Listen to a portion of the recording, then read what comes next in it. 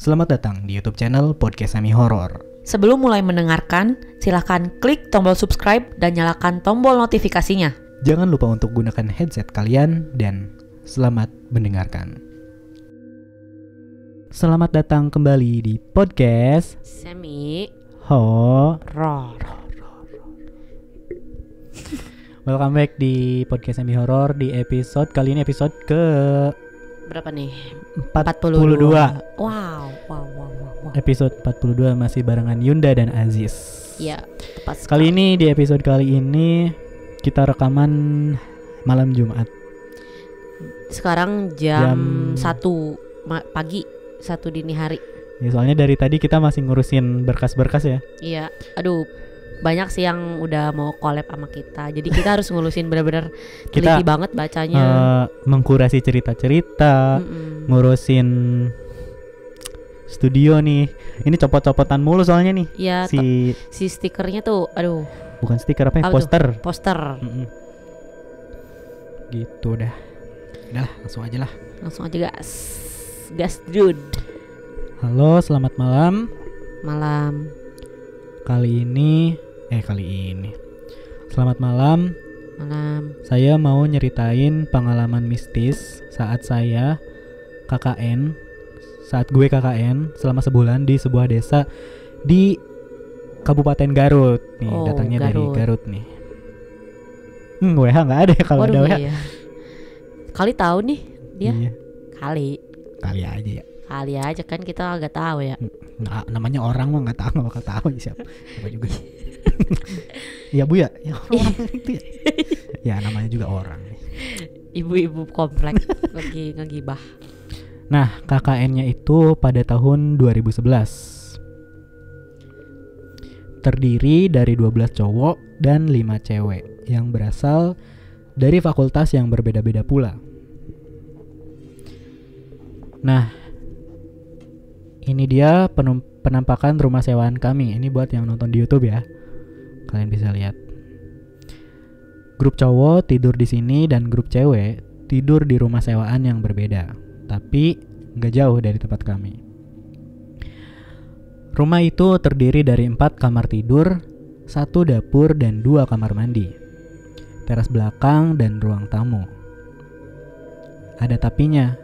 Satu kamar dari ke-4 kamar gak boleh dibuka dan dikunci sama pemilik. 2 minggu sebelum KKN, gue sama teman-teman survei lokasi dulu buat mastiin lokasinya dan buat cari rumah sewaan saat koordinasi serta buat koordinasi dengan RT dan RW setempat. Nah, saat survei lokasi gue sama sekali nggak ngerasain apa-apa, nggak curiga gitu.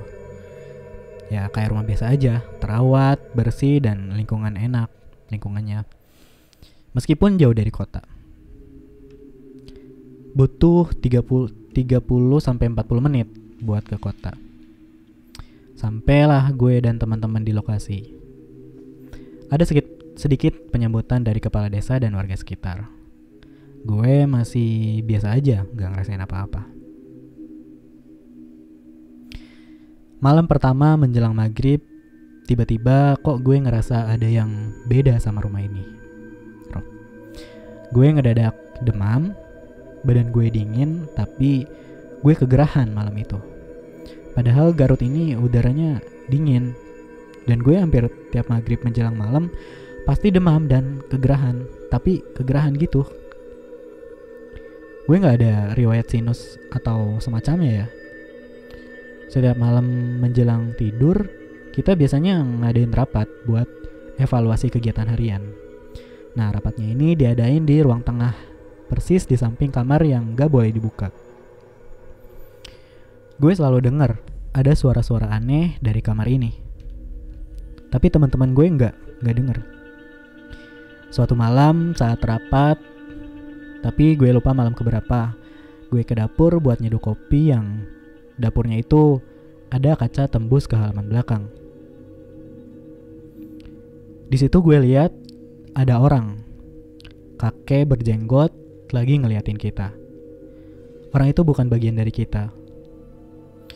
Dari sini gue bergegas kembali ke ruang tamu karena mulai ngerasa aneh. Ruang tamunya sisi samping kanan kamar, samping kiri halaman belakang. Gue nengok ke kiri, si kakek masih ada. Setiap malam gue selalu mimpi aneh di rumah ini. Kebangun tiap malam dan selalu dengar suara-suara aneh di kamar yang gak boleh dibuka. Teman-teman gue pada biasa aja, cuma gue yang bisa ngerasain saat itu. Rumah sewaan itu dikelilingi sama sawah dan kebun. Minggu kedua gue jalan-jalan sendirian sore di sekitar rumah. Cuman ke belakang rumah aja ada kebun dan kobangan yang menurut gue aneh. Malamnya gue diteror dong. Saat rapat rutinan, gue ngeliat sosok Mbak Uti atau kuntilanak di samping kanan halaman. Mukanya pucat banget, rambutnya hitam panjang, kelopak mata hitam, baju putih sedikit kotor, dan gue tiba-tiba mencium bau kemenyan. Gue refleks, istighfar dan nutupin mata gue. Teman samping gue tiba-tiba kebingungan dan rapat diakhiri lebih cepat, karena yang lain pun ngerasa ada yang beda di malam itu. Besok paginya gue ceritain semua ke teman-teman. Siangnya gue sama temen gue yang cewek, si Adin, pergi pakai motor ke kota buat ambil uang di ATM sekalian bayar SPP semesteran kampus. Sebelum berangkat, gue ngerasa ada yang aneh aja. Motor susah banget di starter. Akhirnya kita jalan berdua.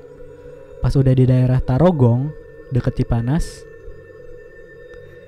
tiba-tiba hujan gede. Gue mutusin buat lanjut karena nanggung lah. Entah emang hujannya lebat apa gimana, penglihatan gue rada beda. Gue gak ngeliat apa-apa, gelap aja gitu yang gue lihat. Cuman gue ngeliat ada cahaya putih di depan. Dan ada orang yang ngomong pakai bahasa Sunda. Hudang, hudang, hudang. Artinya itu bangun gitu. Sambil mukul badan gue. Terus tiba-tiba gue bisa ngeliat lagi. Saat mata gue udah bisa ngeliat nih, udah ngeliat jelas, badan gue jauh terpental, jauh dari motor. Ngegasruk kerikil-kerikil samping kanan sekitar 100 meter. Waduh. Sementara si Adin ada di belakang motor. Kemeja gue berdarah semua. Gue auto lemas. Muka gue berdarah, tangan, kaki, setengah badan gue berdarah. Tapi gue gak ngerasa sakit sedikit pun. Akhirnya gue diantar lah sama orang yang lewat ke rumah sakit di Garut. Dan sesampainya di sana, orang itu hilang tiba-tiba. Malamnya gue makin diteror di rumah ini. Mbak Uti ini jumlahnya ada 3. Berdiri ngeliatin gue samping rumah, tapi dia gak bisa masuk. Kamar yang gak bisa dibuka semakin banyak ada bunyi, tapi cuman gue doang yang bisa denger. Mbak Uti ini mukanya serem banget. Gue masih kebayang sampai sekarang. Matanya hitam, terus-terusan ngeliat ke arah gue. Dan mereka rutin ngeliatin gue tiap malam. Si Mbak Uti ini suka nongkrong di sini persisnya nih. Buat kalian yang nonton di YouTube nih, ada fotonya. Sering nongkrong di sini nih. Di depan pintu yang kebuka ngeliatin ke arah gue. Dan ini adalah ruang tamu yang sering kita pakai buat rapat tiap malam. Dan FYI, di belakang papan tulis putih ini, Mbak Uti juga pernah nampakin diri di situ. Nih, buat kalian yang nonton di YouTube nih ada fotonya. Setelah kecelakaan itu, mata gue jadi sering ngeliat yang gak bisa dilihat sama orang kebanyakan.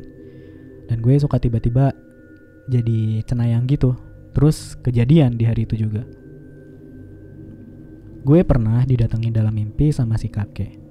Dia ngasih tahu kalau di kamar yang gak boleh dibuka itu ada banyak mustika atau benda-benda kayak keris, jimat, yang sejenisnya lah, yang berasal dari Banten katanya. Kamar itu emang gak boleh dibuka, soalnya kalau dibuka yang ada di dalam bakal keluar semua. Dan karena kamar itu energinya kuat banget, si Mbak Uti gak berani masuk ke rumah. Gue dikasih tahu teman gue yang emang indigo sejak lahir kalau kecelakaan gue itu bukan sebuah kebetulan. Si Mbak Uti ini emang ngincer gue pas pertama kali gue datang ke rumah ini. Dia pengen bawa gue ke alamnya, makanya pas gue keluar, dia ini kesempatan buat dia untuk bawa gue ke alamnya.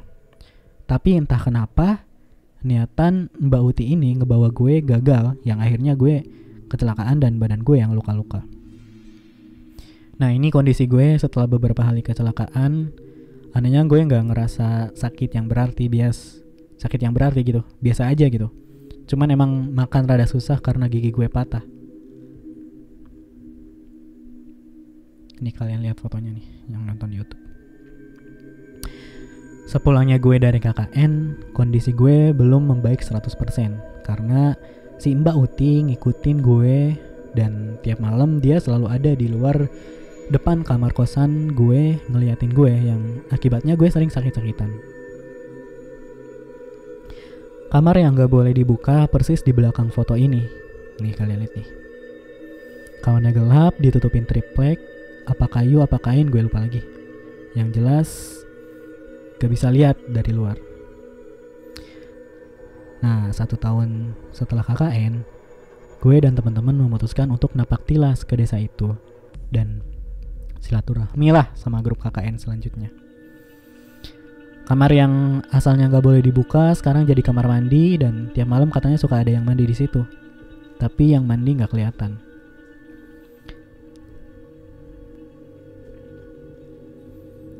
Oke, sekian pengalaman gue pas KKN di Garut bareng Mbak Uti nih, bareng kuntilanak.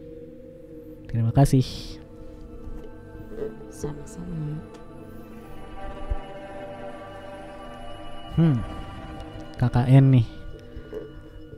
Kampus lu ya yang ada KKN, kampus gue nggak ada. Cuman sayangnya kampus gue tuh KKN-nya online 100%. Karena kondisi lah. Iya. Memaksakan. Sebenarnya tadinya kalau tidak ada keputusan buat diperpanjang bakal offline 70% offline, 30%-nya online. Cuman setelah ada kabar diperpanjang lagi PPKM-nya, jadi ya 100% online. Cuman emang susah kan KKN online 100% gimana. Jadi kita memutuskan buat seminggu berapa kali tuh buat ketemu buat ngurusin program gitu. Jadi harusnya KKN-nya tuh jauh dari rumah dan ternyata malah tetangga desa. Jadi kan gak asik gitu. Kita gak punya cerita apapun. Biasanya tuh KKN tuh biasanya keluar kota gitu kan. Nah, ya keluar. Ya seenggaknya satu kabupaten cuman agak ke pelosok gitu. Jadi kan kita punya cerita-cerita. Siapa tuh kan dapat cerita mistis, ternyata gak ada gitu. Ya sayang sekali, sangat disayangkan. Balik lagi ke cerita. Ini tadi si yang nyerita ini ternyata diincar nih sama Miss K, Mbak Kun, Mbak Uti. Anjir, banyak banget ya. Mbak Dini ya. Banyak sebutan. Ada Mbak Dini, Miss K, Mbak Uti, Mbak Kun. Ya gitu dah. 3 tadi. Ada 3 sosok Mbak Uti. Yuk langsung aja next. Langsung. Masih di KKN bareng Mbak Uti part 2 ya. Malam ini ketika aku menulis tweet ini pada hari Minggu tanggal 30 Mei 2021 jam 10 malam, aku teringat kejadian yang aku alami ketika aku masih mengenyam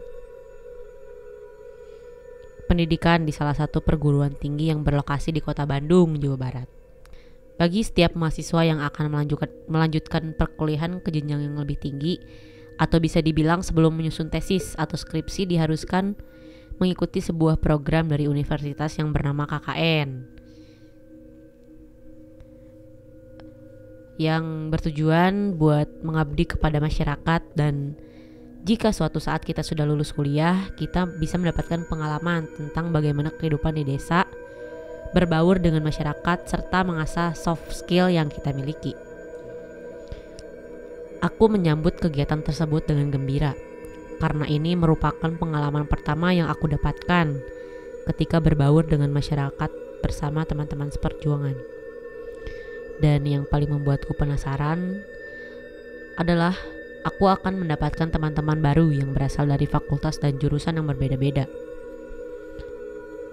Oh iya, di cerita sebelumnya aku udah menceritakan bahwa selama sebulan aku dan teman-teman diteror oleh sosok kuntilanak yang mendiami rumah yang kita sewa di desa.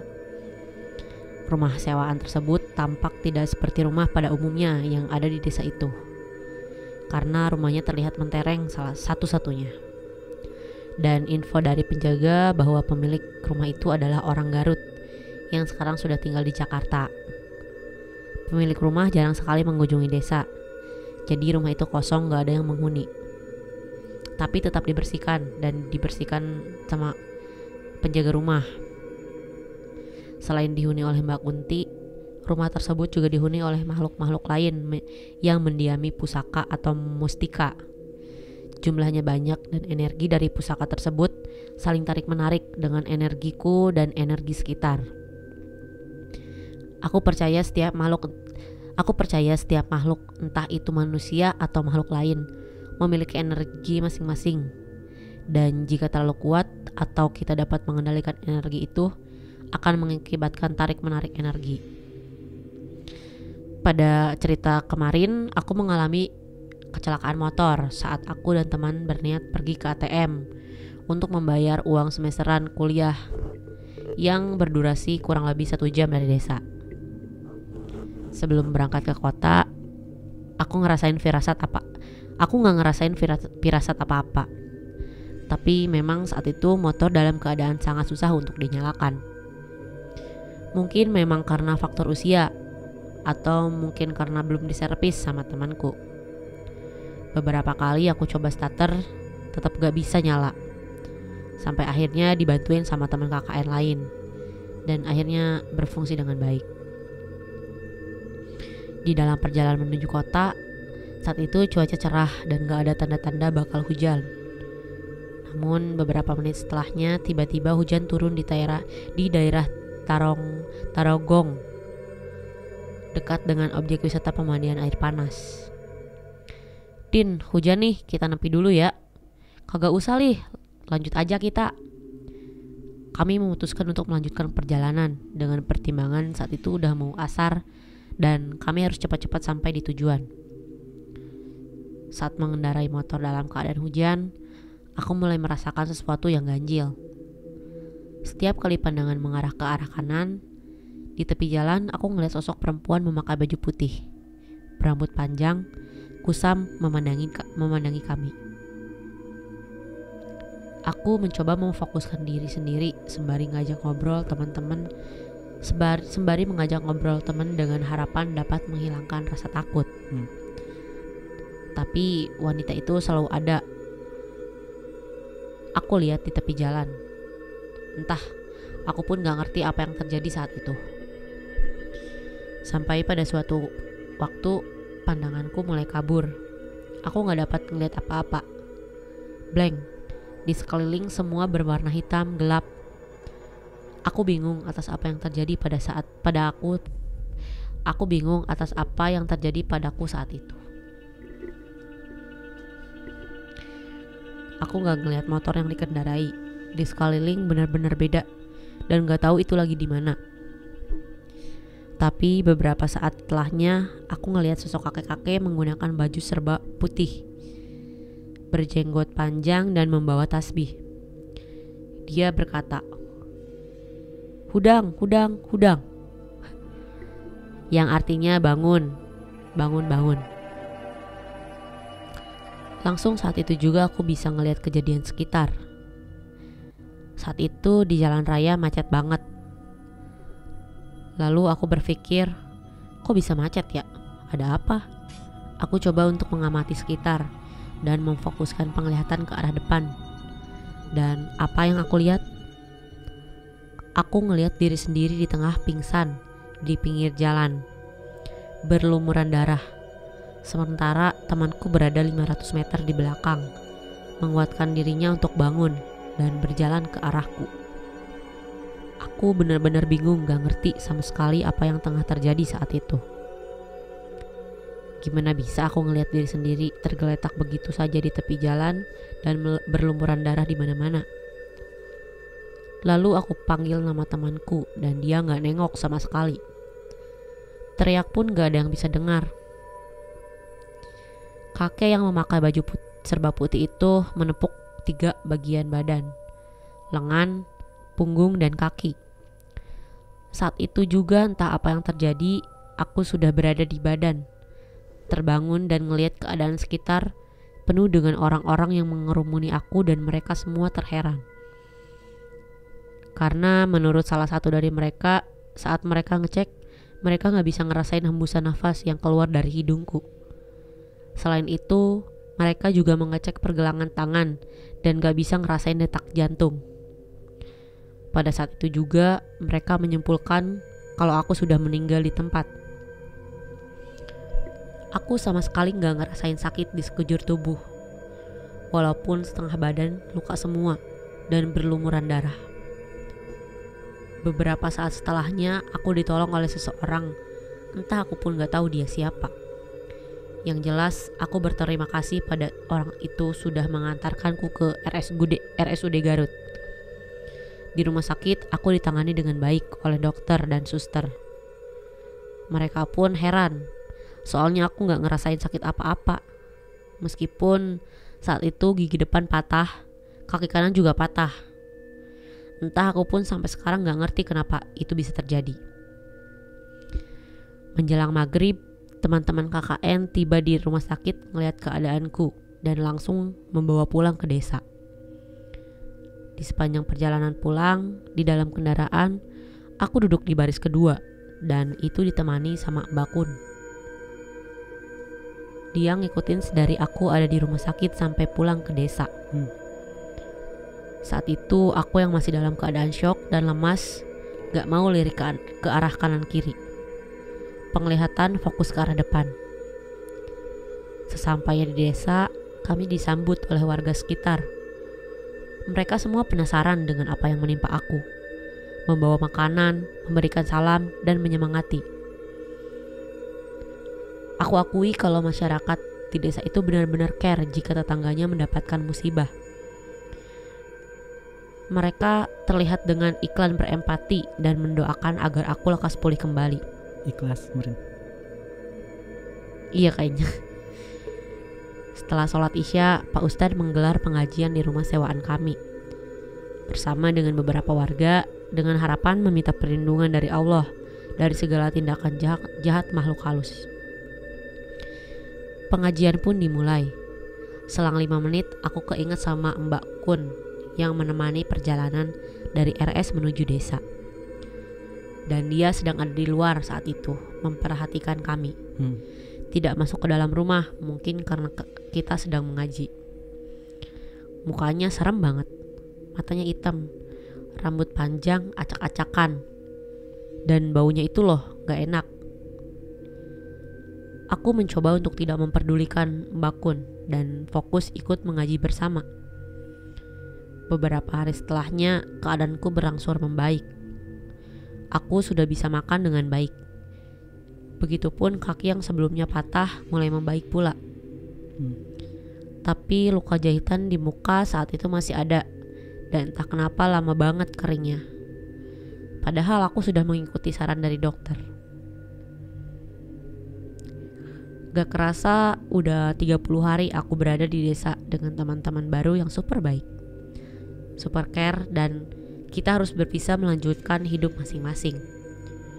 Dan mungkin akan jarang sekali bertemu karena kesibukan satu sama lain. Sesampainya di kosan, aku mulai membereskan barang bawaan dan sekaligus membersihkan kamar yang sudah ditinggal selama sebulan.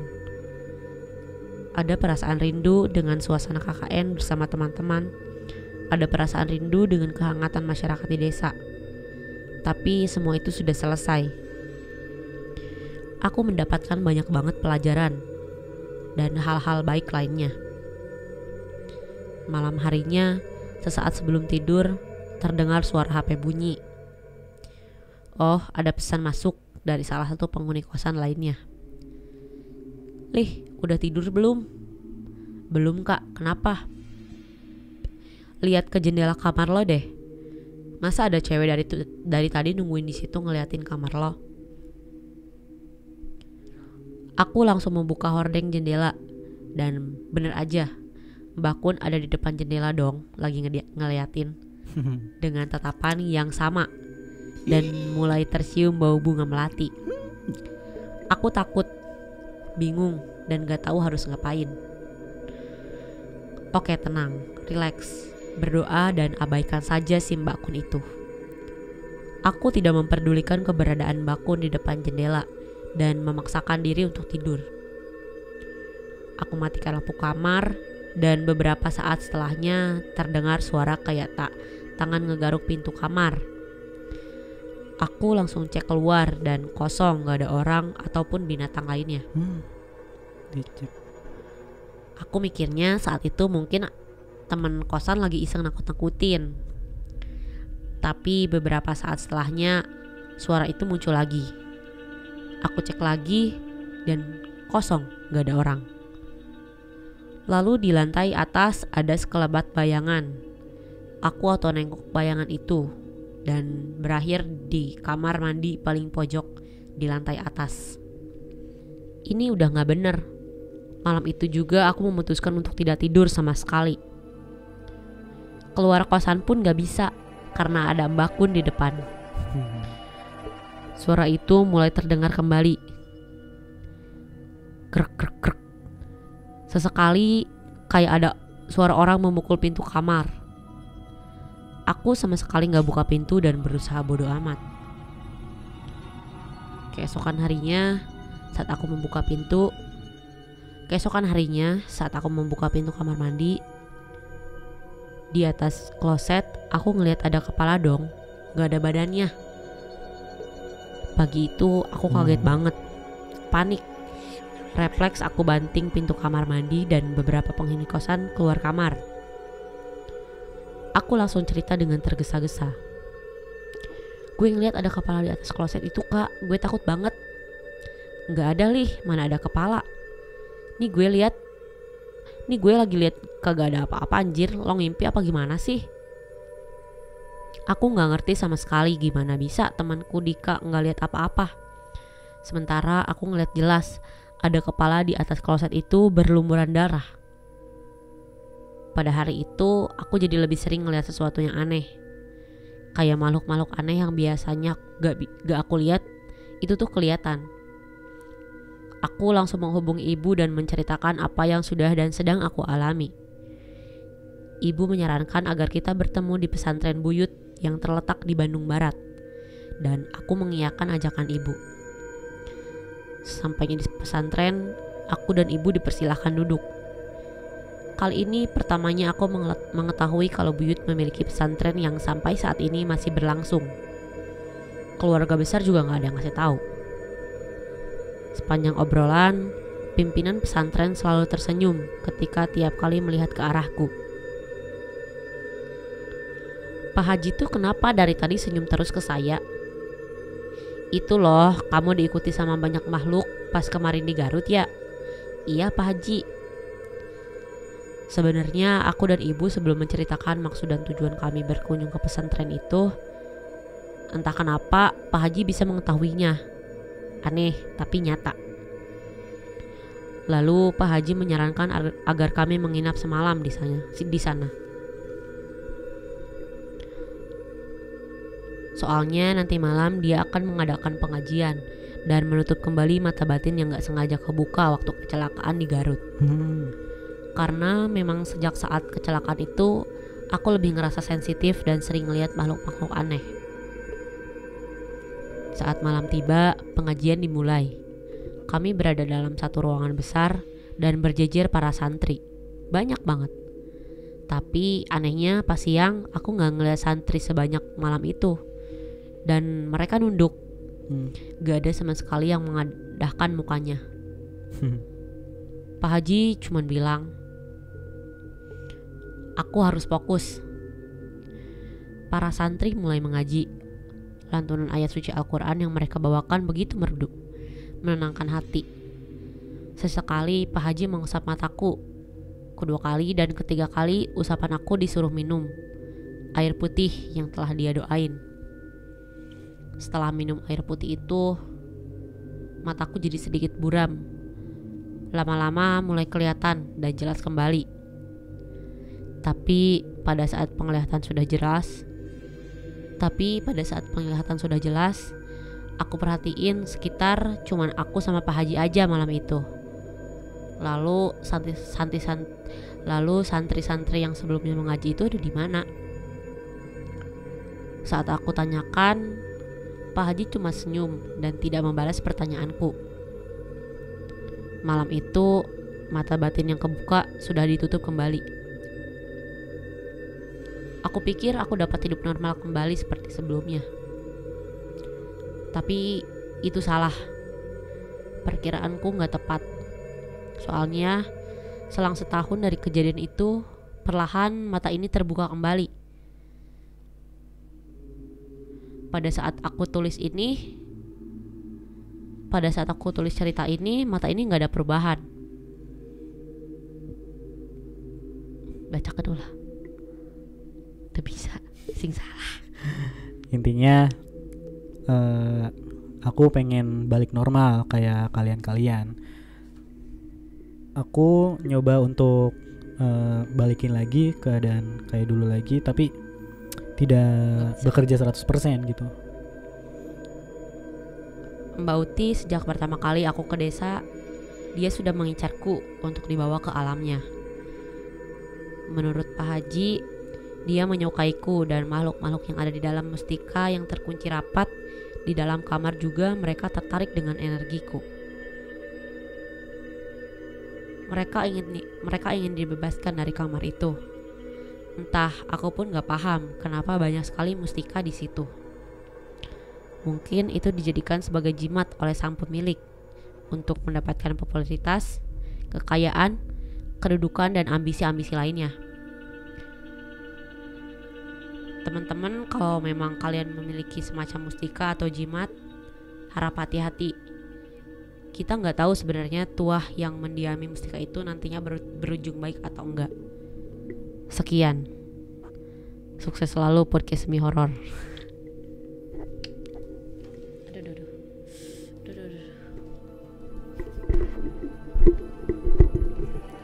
Jadi ternyata cerita yang pertama tadi gue bacain itu cerita singkatnya ya. Di cerita singkatnya. Ternyata cerita lengkapnya ada di pas lu baca ini nih barusan. Benar. Kenapa? Kirain ini tuh ceritanya bersambung. Ternyata lebih dirinciin lagi, lebih didetailin di cerita yang barusan. Bener. Pak Haji ini the best Pak Haji, cuman itu santri kemana ya? Apakah itu kepemilikan Pak Haji atau bukan? Kita tidak tahu pemirsa. Pak Karni, aduh pergi dah Pak Karni dah. Kita podcast Semi Horor spesial banget ya, selalu ada Pak Karni di setiap episode. Cuman episode berapa tuh kemarin yang nggak datang dia katanya lagi sakit sesak napas. Bukan saya, mulut saya ini. Ya, ketertarikan makhluk yang ada di dalam kamar yang terkunci, yang berada dalam mustika atau benda pusaka, sama ketertarikan Mbak Uti sama energi yang dimiliki oleh si penulis ini cerita. Ngomong-ngomong soal mata batin, tadi kan pas kecelakaan dia nggak sengaja tuh kebuka mata batinnya, terus dia mengalami yang namanya kalau nggak salah itu astral projection. Dia keluar dari tubuhnya terus melihat dirinya sendiri sedang dikerubungi oleh manusia, orang-orang. itu gue lagi ngapain, itu gue kenapa gitu.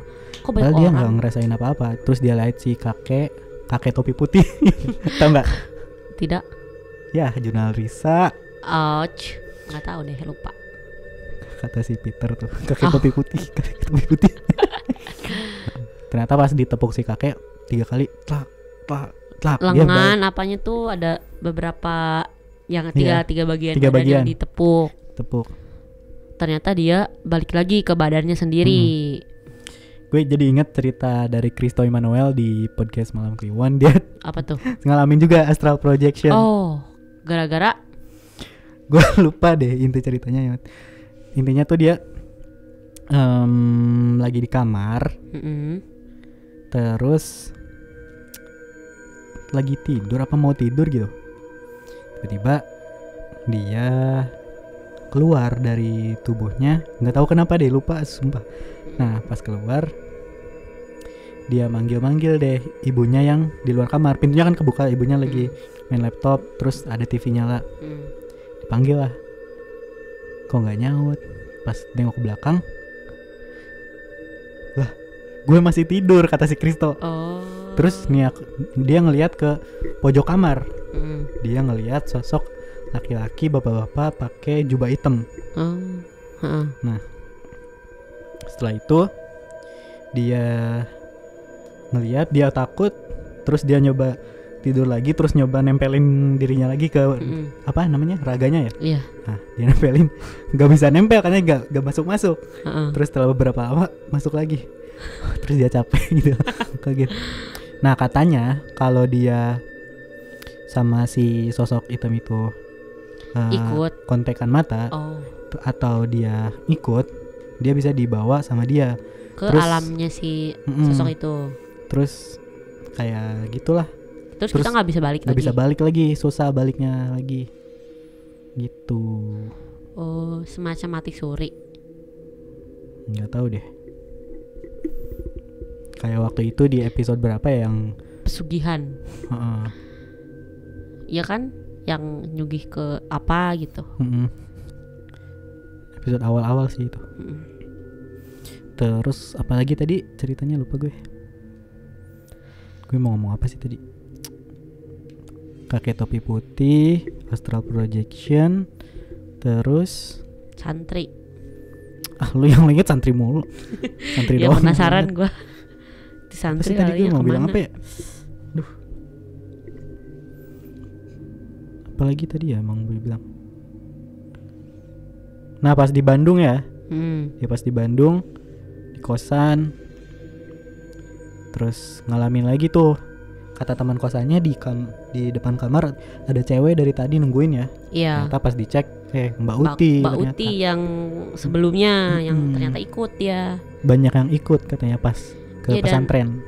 Setelah beberapa waktu kemudian dari habis ditutup itu, ternyata si mata batinnya dia kebuka lagi. Perlahan kebuka lagi. Kayaknya itu nggak bisa sepenuhnya ditutup. Gue ingat. Nah ngomongin soal mata batin. Gue punya teman indigo. Nah dia ini penasaran, pengen ngebuka mata batin temennya. Awalnya dia nggak bisa, dia nyari tutorial di Google. Ada, ya. Nah dia nyari tutorial di Google. Ini kejadiannya pas dia sekolah SMP apa SMA gitu. Nyari tutorial di Google, terus ngepraktekin lah ke temennya. Temennya udah setuju gitu. Nah dicobain, dipraktekin tutorialnya, berhasil dong. Gila. Berhasil. Nah temennya ini kaget, ketakutan. Terus gimana tuh? Dan si teman gue ini yang indigo nggak tahu cara nutupnya. Panik dong. Ngakak banget sumpah itu gue. Terus gimana anjir? Nah akhirnya dia minta tolong ke guru agama katanya. Akhirnya bisa. Gila itu gue ngakak banget. Bisa-bisa aja. Kenapa pada saat itu dia nggak googling lagi buat cara nutup mata batin? Nggak tahu deh dia. Kali. Lupa gue ceritanya. Kayaknya itu sih yang gue inget. Itu yang gue inget. Bisa-bisa aja buka mata batin pakai Google. Nggak tahu cara nutupnya. Iya ada. Mau coba nih gue. Makasih banget loh. Yes. Jadi itu dia cerita dari Bang Galih ya. Ya. Dari Bang Galih. Thank you banget Bang Galih udah Ngizinin. mengizinkan kita udah membacakan beberapa ceritanya dari dia. The best, treatnya bagus-bagus. Betul, kita ada di deskripsi lah, kita nanti dicantumin link Twitternya. Jangan lupa follow akun Twitternya Mas Gilang. Buat teman-teman Sobat Mirror nih yang pengen kirim cerita, boleh banget klik link yang ada di bio Instagram kita. Ya. @podcastsemihoror. Betul. Atau boleh kirim email langsung ke podcastsemihoror@gmail.com. Atau di DM ke Twitternya di @pod_semihoror. Dan juga buat teman-teman yang tadi penasaran, kita ada kasih foto-foto juga dia yang Bang Ali ini yang punya cerita. Kalian boleh tonton di YouTube kita. Iya. Podcast Semihoror. Ada kok di Instagram kita, tinggal klik link di bio, semuanya ada di situ. Kalian mau kirim cerita, mau kirim ke email, mau dengerin ke Spotify, ke YouTube juga ada. Pokoknya jangan lupa cek di aja. like, comment, subscribe, and share ke semua sosial media kamu supaya semua tahu nih, bisa yang tadinya masih belum bisa nyeritain hal-hal yang mistis yang dialamin. Oh, ada kita nih ngefasilitasin. Kasih tahu teman-teman kalian juga. Siapa tahu dia punya cerita yang menarik. Betul. Gitu. Akhir kata di episode 42 Aziz pamit. Yunda pamit. Stay safe, stay healthy, and stay with podcast Semi Horror. Tetap dengarkan podcast Semi Horror. Bye bye.